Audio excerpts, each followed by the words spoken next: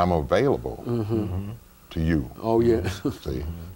Yeah, I see what you're saying now. I'm yes. available to you. So And now they've incorporated into their daily kind of situation without understanding the real meaning of it in a closed society kind of situation. Right. Yeah, I understand that. That's right. Yeah, I think we've crusaded against this for the last 12, 15 years. There's no doubt about it. But nevertheless, I think that every time we get somebody here, we say something to the young men and young women about education and whatever. But one of the things I often hit up on when I speak to this dealing with young people is that it's a tremendous privilege that we enjoy being able to receive this education. You know, when you've got a situation and people might talk about increased tuition and et cetera, but if you look at some of the peers of some of these young men in other countries, in countries that are not as fortunate as the United States, they would do anything if they had an opportunity to get any kind of education when they are going to school on the outside with blackboards under trees and et cetera. So we just don't seem to understand that. And these kids, it's all there. I mean, just think what it would have been like in the 60s if we'd had a computer. That's right. Yeah. That's right. That's right. Or if we could text, or a cell phone. It really would have opened things up. Oh, with the mentality that we had then. These youngsters would be, I don't know, light years ahead of what they are now, simply because of what we would have had.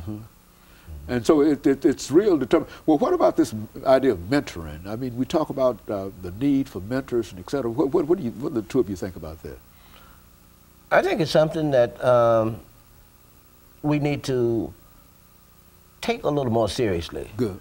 Even though it can be a risky business, I think the potential for gain is worth the risk, because we know the statistics about young black youth today, and we just can do better as far as mentoring is concerned. And I think what needs to happen is some of these organizations, some of your social clubs, fraternities, sororities, churches, if they would get behind a mentoring program so that those who participated would know that the proper safeguards are in place, I think that mentoring could be expanded much further than it is. It's not always a case of throwing money to a problem, but if you could just have positive role models, interact with some of these kids, some of these young men especially who have no father figure to look up to, it would go a long way to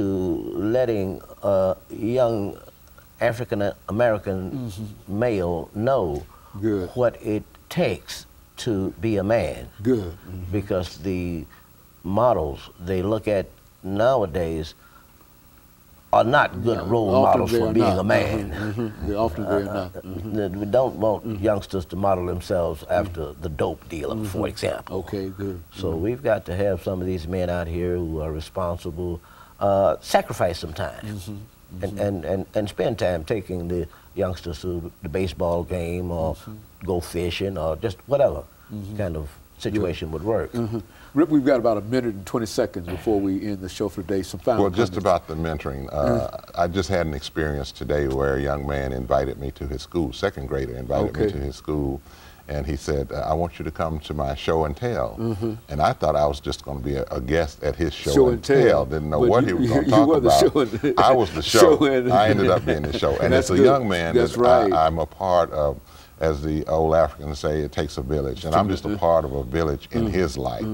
And of course, when I see young men in church, I'm always questioning them about their school work, about their clothes and all that. And they know when they see me, you know, about the ties and those who wear ties. And you know, I don't want them sagging pants. But. As a final statement, a lady called me the other day and said that she had a young man that she knew that she wanted me to talk to, and et cetera. So people are aware of that, and I think that plays a very, very important part. And let me thank the two of you, as well as the others that we talked to, dealing with this 50th anniversary celebration.